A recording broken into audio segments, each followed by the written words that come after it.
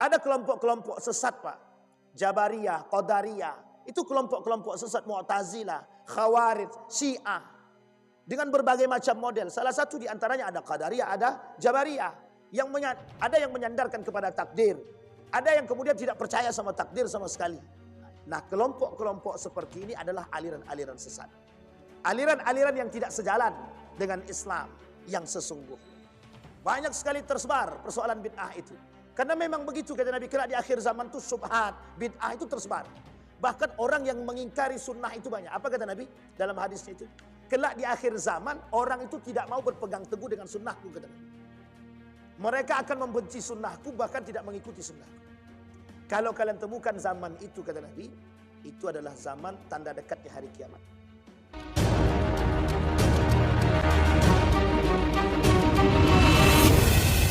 Alhamdulillahi Rabbil Alamin. Alhamdulillahilladzi an'ama bi ni'matil iman wal islam bihima tatimmus salihat. Ashhadu an la ilaha illallah wahdahu la syarika lah. Wa ashhadu anna Muhammadan abduhu wa rasuluh la nabiyya ba'da. Allahumma salli wa sallim wa barik ala hadzal nabiyil karim. Allahumma salli ala Muhammad wa ala ali Muhammad fil alamin innaka Hamidum Majid. Ya ayuhan nasu attaqu rabbakum alladhi khalaqakum min nafsin wahidah wa khalaqa minha zawjaha wa batha minhuma rijalan katsiran wa nisaa wattaqullaha alladhi tasaaluna bihi wal arham innallaha kana 'alaikum raqiba. Wa qala Allah ta'ala ya ayyuhalladzina amanu taqullaha wa qulu qawlan sadida yuslih lakum a'malakum wa yaghfir lakum dhunubakum wa man yuti'illaha wa rasulah faqad faza fawzan 'azima. Puji syukur kehadirat Allah dengan mengucapkan alhamdulillahirabbil alamin. Bersalawat kepada Nabi dengan mengucapkan Allahumma salli ala Muhammad wa ala ali Muhammad fil alamin innaka Hamidum Majid. Bapak Ibu sekalian yang berbahagia, mudah-mudahan Allah melimpahkan rahmat dan karunia-Nya kepada kita semua. Allah berkahi hidup kita. Allah jadikan rumah tangga yang sakinah, mawaddah warahmah. Allah anugerahkan anak-anak yang saleh dan saleha, insyaallah kita semua husnul khatimah dan istiqamah dalam kebaikan dan ketaatan. Amin ya rabbal alamin. Baik Bapak Ibu sekalian yang berbahagia, di subuh hari ini kita lanjutkan kajian kita tentang yang membatalkan syahadat, nawaqidus syahadah. Kalimat nawaqid, kemudian ada yang kalimat yang disebut dengan yang membatalkan, menggunakan kalimat mubtil atau mufattirat. Kalau kalimat mufattirat lebih condong dipakai dalam kajian-kajian fikih, biasanya menggunakan kalimat mufattirat. Atau dalam bahasa lain disebut dengan muhbitat. Kalau kalimat muhbitat lebih cocok dipakai pada kalimat-kalimat fikih tentang yang membatalkan, sebenarnya bukan batal, tapi lebih tidak bernilai di sisi Allah. Mufattirat, ada yang mengatakan mufattirat atau muftirat atau mubtilat. Tapi oleh ulama, seorang ulama bernama Said Sahawa mengatakan menggunakan kalimat nawaqid, nawaqidus syahadah, yang membatalkan syahadat. Pada pertemuan sebelumnya kita sampai pada nomor yang kedua tentang nawaqidus syahadah. Kita akan masuk pada nomor yang ketiga. Di nomor yang kedua kita ulang sedikit biar kita sama-sama mengingat kembali. Kata Said Hawa, yang kedua yang bisa membatalkan syahadat seseorang, tidak mengakui bahwa semua nikmat lahir maupun batin itu datang dari Allah. Bapak Ibu sekalian yang berbahagia, kalau kita merujuk kepada pemahaman yang dikatakan oleh Allah di dalam Al-Quran, alam tarau annallaha sakhkhara lakum ma fis samawati wa ma fil ard. Allah itu memberikan segala sesuatu yang ada di muka bumi ini untuk kita. Pertanyaannya, bagaimana cara kita bersyukur akan segala nikmat yang Allah berikan? Kita tinggal makan, tinggal minum, memang dengan bekerja ikhtiar, al-kasbu. Al-kasbu. Kata Allah dalam Al-Quran, wa qul i'malu fasayarallahu 'amalakum wa rasuluh. Kalian bekerja, kata Allah, kita kasih hasil daripada kerja kalian. Dan kami mengakui. Pertanyaannya, kalian bekerja untuk kami atau bukan? Hari ini manusia itu lebih bekerja bukan untuk Allah, Kenapa? Karena manusia hari ini menganggap semua yang dia buat itu mampu dan dia bisa menghasilkan sendiri. Itu dilakukan oleh Qarun. Innama utituhu ala ilmin indi, kata Qarun. Aku menghasilkan sesuatu, aku bekerja, aku mendapatkan sesuatu. Ini hasil jerih payahku. Kata Qarun begitu. Jadi kalau ada manusia hari ini yang merasa semua yang dia lakukan, yang dia hasilkan adalah hasil jerih payah dia sendiri, tanpa ada campur tangan Allah, berarti dia sudah mengakui diri dia sama seperti Qarun. Qarun itu Allah abadikan sifatnya, sifat sombongnya di dalam Al-Quran itu dengan kalimat bagha. Bagha itu artinya sombong pada harta yang berlebihan. Kalau Fir'aun, dia ada 3 karakter itu. Karakter pertama Fir'aun, yang Allah abadikan dengan sifatnya tagha, sombong mengaku dengan Tuhan. Kemudian ada asistennya, namanya Haman, yang dimintai untuk dibuatkan gunung tinggi, pengen tahu Tuhannya Musa, kata dia. Ya Haman, bangunkan aku bangunan yang tinggi sampai ke langit. Aku pengen tahu Tuhannya Musa itu seperti apa. Dia ada asistennya. Yang ketiga ada namanya Qarun. Yang Qarun ini, kesombongan Qarun itu diabadikan oleh Allah dalam Al-Quran dengan kalimat bagha. Orang hari ini, kata Imam Al-Bukhari dalam Sahih Bukharinya itu, dalam satu hadis dikatakan la taqumus sa'ah, tidak akan terjadi hari kiamat, katanya. Ini kalimat ini penting untuk dipahami. Tidak akan terjadi hari kiamat sampai orang-orang menganggap materi itu menjadi poin penting bagi mereka, menjadi Tuhan bagi mereka, bahasa lain. Sampai dikatakan oleh Nabi dalam riwayat yang lain dalam kitab dalam Sunan Ibnu Majah itu, la taqumus sa'ah hatta taraw himmatuhum butunuhum wa syarafuhum mata'uhum wa qiblatuhum nisa'uhum. Tidak akan terjadi hari kiamat sampai kalian melihat kemuliaan manusia itu terletak pada harta benda dia. Jadi kalau manusia menganggap semua yang dia miliki ini adalah kemuliaan dia, berarti mereka tak bersyukur kepada Allah. Maka kelak akan terjadi di akhir zaman itu, yang membuat orang mulia itu harta. Yang membuat orang terhormat itu harta. Syarafuhum, mata'uhum. Bukan iman. Orang beriman itu dianggap biasa. Tapi orang berharta yang kaya itu betul-betul dihormati. Fenomena akhir-akhir ini adalah orang kaya yang punya harta itu pemiliki. Jadi harus dihormati, dihargai, dicium tangannya. Wah, itu berbahaya sekali. Ini yang disebut oleh Buya Hamka itu syirik modern itu begini. Syirik modern. Dan oleh Buya Hamka disebut syirik modern itu seperti ini. Bermunculan manusia-manusia yang dianggap Tuhan hari ini. Bermunculan manusia-manusia yang menganggap harta itu segalanya. Tahta itu segalanya.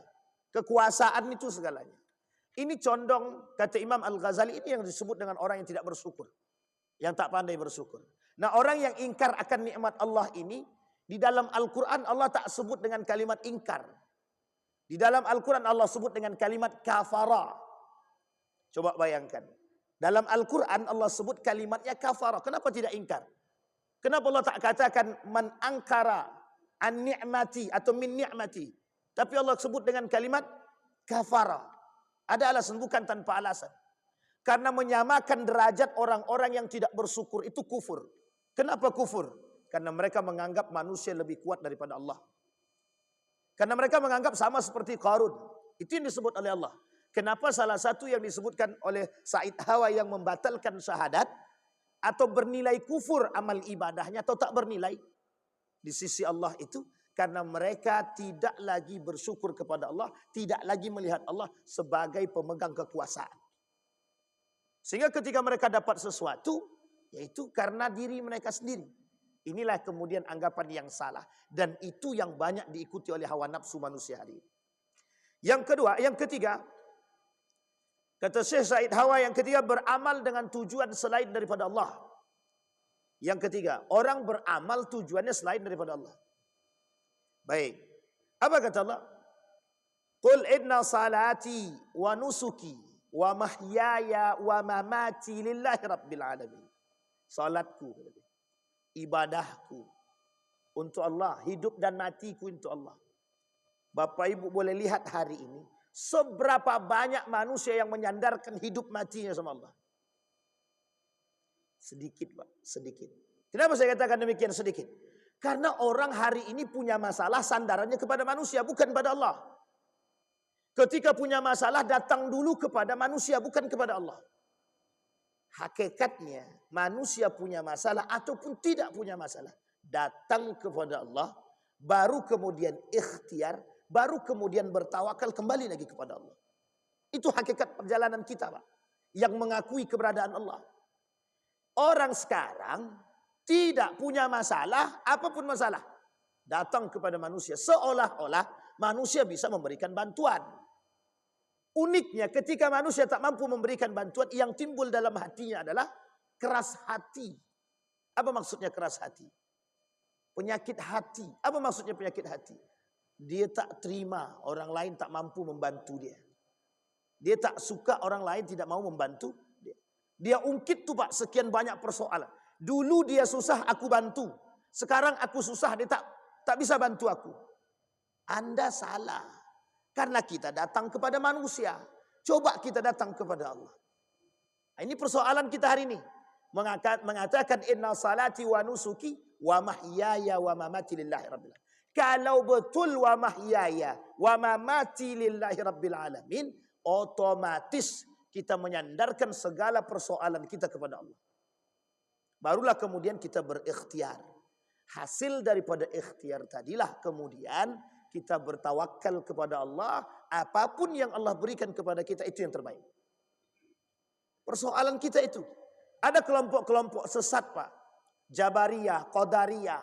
Itu kelompok-kelompok sesat Mu'tazilah, Khawarij, Syiah. Dengan berbagai macam model. Salah satu di antaranya ada Qadariyah, ada Jabariyah.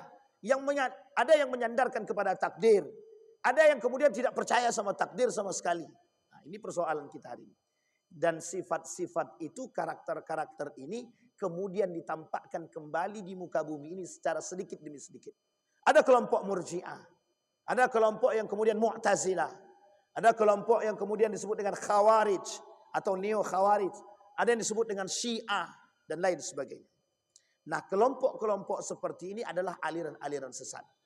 Aliran-aliran yang tidak sejalan dengan Islam yang sesungguhnya. Nah, di sini kita pentingnya untuk mengemukakan nilai-nilai yang sebenarnya, yang benar, yang sesungguhnya.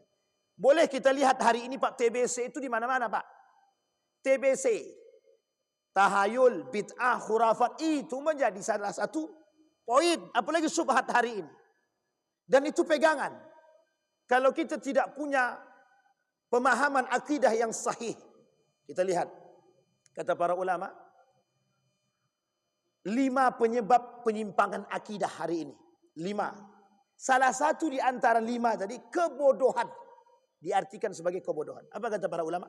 Salah satu yang menyebabkan terjadinya penyimpangan akidah hari ini itu disebabkan oleh kebodohan tentang akidah yang sahih. Coba bayangkan, tahayul. Ada kalimat itu di dalam Al-Quran? Ada Pak. Itu sebuah satu tradisi orang jahiliyah dulu. Melihat burung yang terbang di atas, kalau burung itu terbangnya lurus, dan ini sebuah tradisi, berarti akan mendatangkan keuntungan. Coba bayangkan. Itu dari dulu begitu. Diikuti oleh orang sekarang. Melihat ada yang jatuh, bulu mata jatuh. Oh, berarti kalau bulu matanya jatuh sebelah kanan, dapat keuntungan, ada dapat duit. Kalau bulu matanya jatuh sebelah kiri, ada dapat musibah.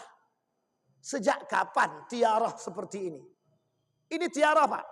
Pemahaman yang enggak benar. Bahkan ini ditentang oleh Nabi. Melalui ayat Al-Quran tadi.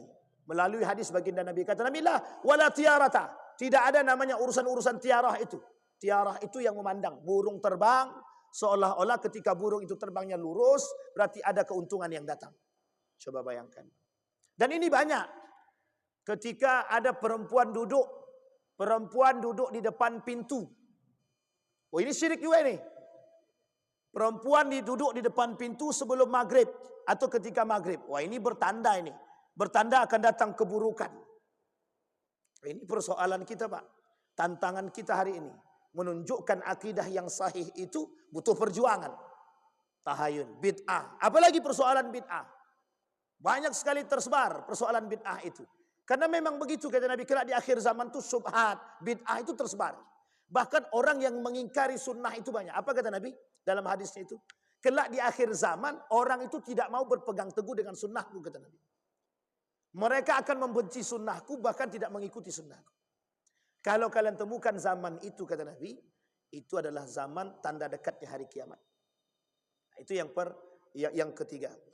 Kemudian yang keempat, memberikan hak menghalalkan dan mengharamkan, hak memerintah dan melarang atau hak yang menentukan syariat atau hukum pada umumnya kepada selain daripada Allah.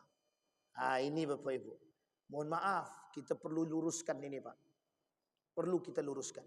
Hari ini tuh yang berbicara baru dia mengerti ayat Al-Quran, dia sudah menjadi seorang ahli fatwa. Mujtahid itu Pak, mujtahid itu banyak syaratnya Pak. Tidak bisa sembarangan.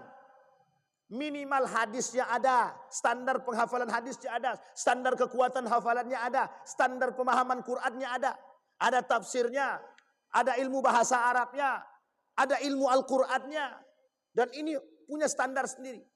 Jangan tiba-tiba kita ini baru belajar sudah menjadi ahli fatwa, oh itu haram, itu halal. Sementara para ulama berijtihad dari ifta. Majlis Ulama Indonesia, kemudian Mausu' al-Fiqhiyah al-Kuwaitiyah, itu bukan sembarangan memfatwakan sesuatu. Butuh banyak hal, butuh banyak ilmu. Muhammadiyah melalui satu urusan fatwa yang dikeluarkan oleh Majlis Tarjih, dalam salah satu fatwanya itu mengumpulkan orang-orang yang punya potensi untuk menghalalkan dan mengharamkan. Kita ambil contoh kasus baru-baru ini. Ada wanita dari Jepang, tinggal di Jepang. Kemudian banyak orang Indonesia yang tinggal di sekeliling dia. Dan ada orang Indonesia yang bekerja di Jepang, meminta kepada Muhammadiyah bagaimana fatwa kehalalan dan keharaman makanan yang ada di Jepang. Yang ada di Jepang. Terkait makanan khusus yang ada di Jepang. Kalau itu makanan khusus Jepang, ya kita perlu tahu Pak. Psikologi makanannya seperti apa. Maksudnya bagaimana orang Jepang itu memandang makanan tersebut. Bagaimana tingkat kebersihannya. Kemudian yang kedua yang dibahas apa? Fikih prioritasnya Pak. Ini negara umat muslim minoritas di negara yang mayoritas bukan muslim. Bagaimana fatwanya? Apakah sama fatwa yang di Jepang dengan yang di Indonesia? Tidak bisa disamakan secara utuh Pak. Kata Syekh Yusuf Al-Qardawi tidak bisa. Harus ada pertimbangan. Kita ambil contoh. Dulu Saudi Arabia itu Pak, tidak boleh namanya perempuan itu berangkat umroh tanpa ada muhrimnya. Tidak boleh. Kalau tidak ada suaminya nggak boleh Pak. Tapi sekarang dibenarkan. Diperbolehkan. Dan itu dikeluarkan fatwanya. Bukan tanpa sebab. Ada sebabnya, ada. Ada alasannya, ada. Dan itu tidak sembarangan Pak. Dulu di Saudi Arabia itu Pak, kalau kita masuk, itu haram orang non-muslim masuk itu haram. Di Madinah dan di Mekah itu haram masuk. Sekarang boleh dengan visanya itu ziarah. Baru-baru ini teman saya masih di sana. Kemudian dia fotokan, dia videokan. Ini non-muslim sekarang berada di pelataran masjid. Maksudnya di perbatasan pelataran Masjidil Haram. Dia tak masuk pelataran, tapi berada di batas pelataran. Kita rujuk fatwanya Pak. Bagaimana pemahaman fatwa? Khilaf para ulama. Nah, jadi memfatwakan sesuatu itu butuh ilmu. Kalau kita tak paham, kita akan katakan, wah ekstrim sekali Saudi, ekstrim sekali Muhammadiyah, kan begitu. Kenapa? Karena kita tak tahu cara memfatwakan sesuatu. Yang kita pahami apa yang dibicarakan Quran itu yang tertera. Ini namanya tekstual Pak. Tidak bisa sembarangan mengharamkan dan menghalalkan sesuatu, itu tidak bisa. Butuh banyak ilmu terkait kasus yang tadi. Kita ambil contoh Muhammadiyah tadi, dikajilah fikih prioritasnya, fikih makanannya, dan lain sebagainya. Sehingga muncullah satu fatwa, mendatangkan para pakar-pakar. Menghalalkan dan mengharamkan sesuatu itu butuh ilmu, bukan tanpa ilmu. Jadi tak bisa kita menghalalkan, mengharamkan. Itu hak prerogatifnya Allah. Allah yang menghalalkan dan mengharamkan. Umat manusia, orang alim, para ulama hanya bersandarkan kepada Al-Quran dan Sunnah. Kembali kepada Al-Quran dan Sunnah. Kembali dulu kepada Al-Quran. Kembali dulu kepada hadis baginda Nabi Muhammad SAW. Nah, ini penting untuk dipahami. Nah, ini terjadi pada masa Khawarij. Apa kata mereka? Ali sudah berhukum atau mengambil hukum selain daripada Al-Quran. Makanya dikafirkannya Ali. Dikafirkannya Ali. Ini bukan persoalan, Pak. Ini kebodohan memahami. Apa tagline daripada Khawarij? Kembali kepada Al-Quran dan Sunnah. Itu tagline-nya, Pak. Ketika di Harurah, dihasutnya orang-orang yang ada di pinggiran itu, Pak. Yang ada di pinggiran Kufah. Dihasutnya dengan dalih sama, kembali kepada Al-Quran dan Sunnah. Bayangkan apa yang terjadi. Mereka halalkan darah-darah yang tidak sejalan dengan mereka. Mereka bunuh. Mereka kafirkan. Mereka bunuh. Jalan sahabat Ali bin Abi Thalib. Ali punya sahabat. Jalan di perbatasan Harura bersama istrinya. Sedang mengandung.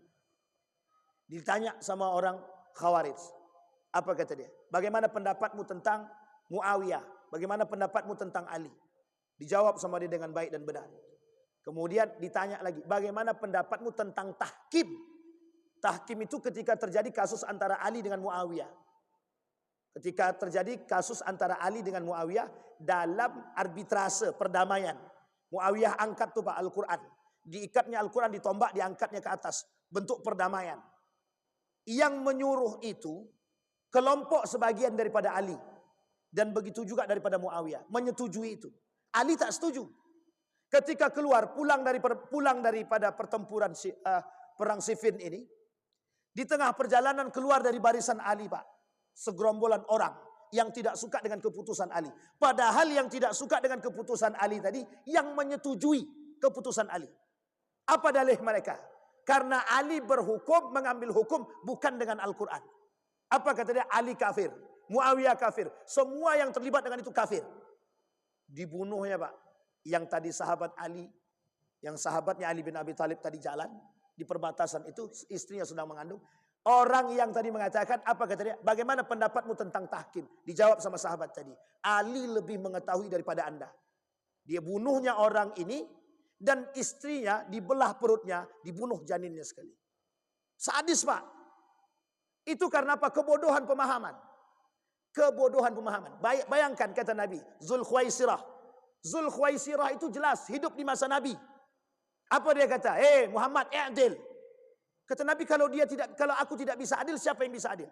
Coba bayangkan, Nabi Muhammad dibilang tidak bisa berlaku adil. Sampai Nabi jawab, kalau aku tidak bisa adil, siapa yang bisa adil? Kata Nabi. Apa kata Umar bin Khattab? Da'nya naqtul. Udah bunuh aja lah, kata Umar bin Khattab. Apa kata Nabi? Tidak, tinggalkan dia. Nanti akan muncul orang-orang seperti mereka dari kalangan kalian. Dari kalangan umatku, kata Nabi. Coba bayangkan. Orang yang memahami tekstualitas Al-Quran, tanpa ada guru, tanpa ada pemahaman, tanpa ada penafsiran, itu bermasalah, Pak. Itu bermasalah. Apalagi sekarang ini, mohon maaf, kita tidak menjelekkan, Pak. Sekarang ini banyak Al-Quran terjemah itu yang, mohon maaf, kalimat-kalimatnya itu banyak bermasalah. Terjemahan Al-Quran itu banyak bermasalah. Yang Al-Quran terjemah, bukan tafsir ya, Al-Quran terjemah. Itu banyak bermasalah. Makanya di sini kita butuh, Pak. Otentisitas Al-Quran, keaslian Al-Quran terjaga. Masalahnya diterjemahkan ke dalam bahasa.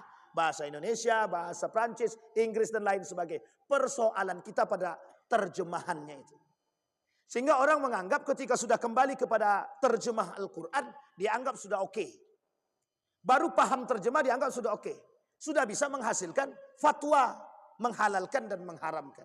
Pak, tidak bisa, Pak. Menghalalkan dan mengharamkan itu butuh ilmu. Di sini konteksnya, Pak. Makanya dikatakan oleh para ulama, penyebab terjadinya penyimpangan akidah salah satu diantaranya adalah kebodohan. Maka kata Allah, inil hukmu illa lillah. Ini kalimat dasarnya, Bapak Ibu. Baik, kemudian yang kelima. Yang bisa membatalkan syahadat. Artinya dia beramal tapi tak bernilai di sisi Allah. Dia beribadah tapi Allah tolak ibadah. Apanya? Amal ibadahnya. Taat secara mutlak kepada selain Allah dan Rasulnya. Taat secara mutlak kepada selain Allah dan Rasulnya. Ini kita peruntukkan buat kita semua. Terkhusus yang sedang bekerja. Pimpinan itu bukan Tuhan. Pimpinan itu bukan Tuhan. Bukan Tuhan pimpinan itu. Artinya apa? Mematuhi ati Allah wa ati'ur Rasul wa ulil amri. Betul. Boleh kita patuhi Pak. Ulil amri itu kita patuhi. Kita taati. Tapi bukan kita patuhi melebihi daripada Tuhan. Kadang-kadang ketakutan kita terhadap pimpinan lebih daripada ketakutan kita kepada Allah. Saking takutnya dengan pimpinan, itu semuanya yang berkaitan tentang apapun takut. Demi pimpinan jalankan semua. Ini persoalan kita Pak hari ini. Banyak orang-orang yang takut dengan pimpinan itu. Banyak orang yang takut dengan pemegang kekuasaan itu. Bukan tidak banyak. Ini yang disebut dengan taat secara mutlak kepada selain daripada Allah. Ini yang kita sebutkan bahwa ada hari ini Tuhan baru bernama manusia. Kenapa saya katakan? Ini yang disebut dengan syirik modern Pak. Tuhan baru manusia hari ini. Mereka punya Tuhan baru. Ketakutan, ketaatan mereka. Bahkan ketika azan berkumandang. Ketika, bayangkan uniknya, azan berkumandang, ini orang sedang berwudu, dapat telepon dari pimpinan, langsung ditinggalkannya. Itu sudah azan. Saking takutnya dengan pimpinan, balik dari sana. Takut dia. Pimpinan nelpon, langsung balik ke kantor Pak. Coba bayangkan. Itu karakter manusia. Akhir zaman begitu Pak. Mereka lebih dekat kepada urusan dunia. Mereka lebih dekat kepada urusan-urusan kepemerintahan. Ketakutan mereka terhadap pemimpin penguasa itu berlebihan.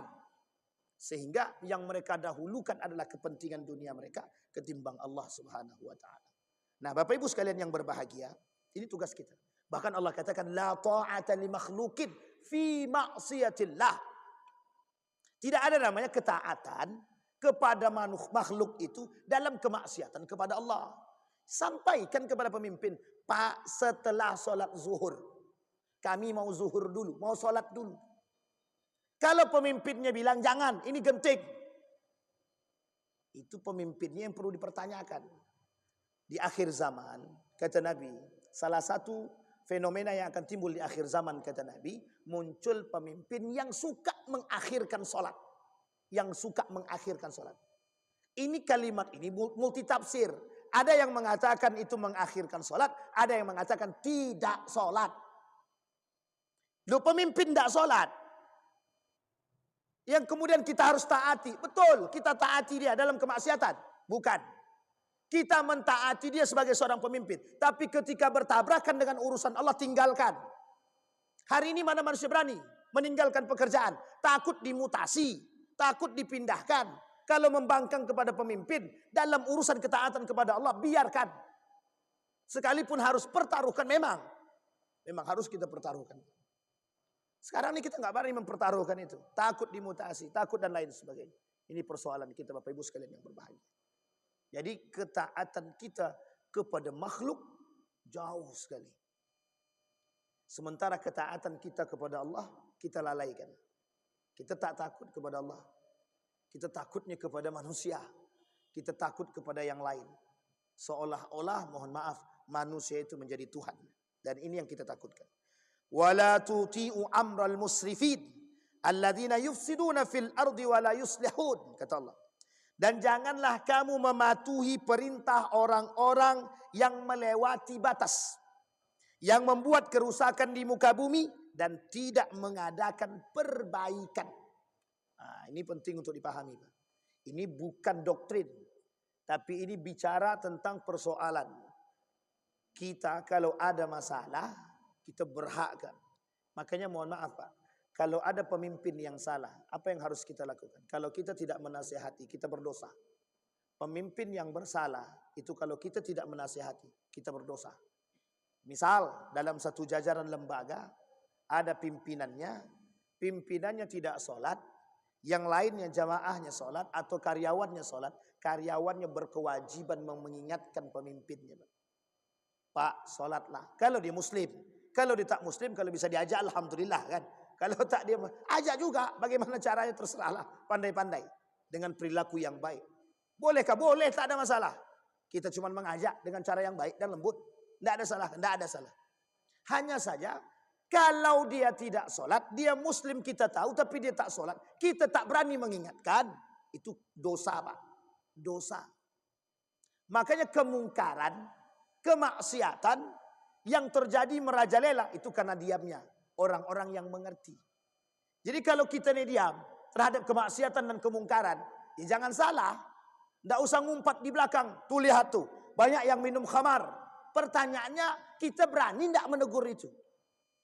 Kita selalu merujuk kepada pemerintah. Sekarang ini tak ada soalan lagi. Tidak bisa lagi hanya dengan pemerintah saja. Kita turun tangan Pak, untuk memberikan nasihat kepada mereka. 1 kali, 2 kali, 3 kali, 4 kali. Kalau sudah tak mampu dinasihati, kita doakan kepada Allah. Baru kita laporkan juga, kita nasihati kepada Allah. Kita berdoa kepada Allah. Ya Allah, ini orang minum khamar terus. Sudah kita ingatkan berkali-kali. Nah, ini penting Pak. Cuman masalahnya sekarang, ada tidak kita begitu? Itu persoalan kita Pak. Itu urusan pemimpin lah, biar aja lah. Mau sholat dia mau enggak, itu tak urusan kita. Ibadah kan urusan masing-masing. Salah Pak. Salah. Memang ibadah itu secara perhitungannya masing-masing. Tapi kewajiban kita untuk saling menasihati antara satu dengan yang lain. Dan mengajak itu dakwah. Itu dakwah. Mengajak orang berbuat baik itu dakwah. Dan itu tanggung jawab kita semua. Bukan ustadz, bukan pemimpin. Semua kita. Setiap orang yang beragama Islam punya kewajiban dalam berdakwah. Itu yang kelima. Yang keenam, tidak menegakkan hukum Allah. Ini perlu pemahaman yang lebih. Apa maksudnya tidak menegakkan hukum Allah? Kita ambil yang paling tengah-tengah dulu. Jangan kita ambil paling keras. Kalau ambil paling keras nanti banyak nolak. Kita ambil paling tengah-tengah. Banyak hari ini orang tidak mau mengambil hukum atau mengambil hukum itu atau mengembalikan persoalan itu, tidak mereka kembalikan kepada urusan agama. Mengambil hukum bukan kepada agama, bukan kepada Al-Quran, bukan kepada hukum Islam, tapi lebih kepada hukum undang-undang dan hukum adat. Banyak ini kasusnya, banyak. Contoh kasus yang paling sering kita lihat adalah waris. Banyak sekali yang merujuk kepada persoalan waris ini kepada hukum adat. Dalam hukum adat kami laki-laki tak dapat. Jadi kami mematuhi hukum itu. Pertanyaannya, begitukah dalam Islam? Sekarang Islam tak dijadikan sandaran dalam mengambil hukum. Soal kepentingan baru kembali kepada Islam. Makanya saya katakan Bapak Ibu sekalian yang berbahagia, cari suara, cari Islam. Ketika dah kaitannya dengan hukum, hilang agama Islam itu. Nah, jadi memanfaatkan agama saja. Banyak persoalan, banyak. Persoalan waris ini banyak. Pernikahan beda agama. Apa hukumnya beda agama itu? Nikah beda agama, haram. Muncul orang-orang sekarang yang ingin mengatakan hukum beda agama itu tidak haram. Artinya apa? Mereka menginginkan hukum-hukum buatan manusia yang dinalar dengan akal manusia. Ini persoalan kita. Lawan kita sama-sama. Musuh kita Pak. Yang mengatakan umat muslim. Yang melakukan umat muslim. Yang ingin mengambil hukum selain daripada Al-Quran juga umat muslim. Nah, ini persoalan kita. Banyak Pak. Kemarin kami temukan. Apa kata mereka? Salah satu kelompok. Tidak sah nikah seseorang sebelum dia bernikah, sebelum dia menikah dengan hukum adat. Itu persoalan Pak. Bayangkan uniknya lagi. Karena pengikutnya banyak. Lebih percaya pengikutnya kepada pemuka adat tersebut. Kami mengikuti pemuka adat. Lebih baik kami nikah adat dulu baru nikah secara Islam. Jadi nikah yang mensahkan itu nikah yang mana? Nikah adat atau nikah agama? Bagi mereka nikah secara adat dulu. Baru kemudian nikah secara agama. Coba bayangkan.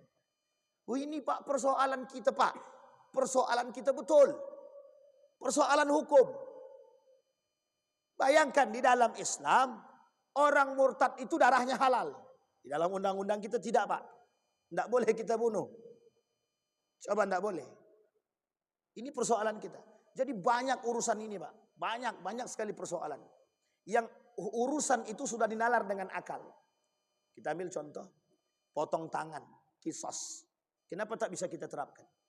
Karena kita ini bukan negara Islam. Oke, satu. Yang kedua.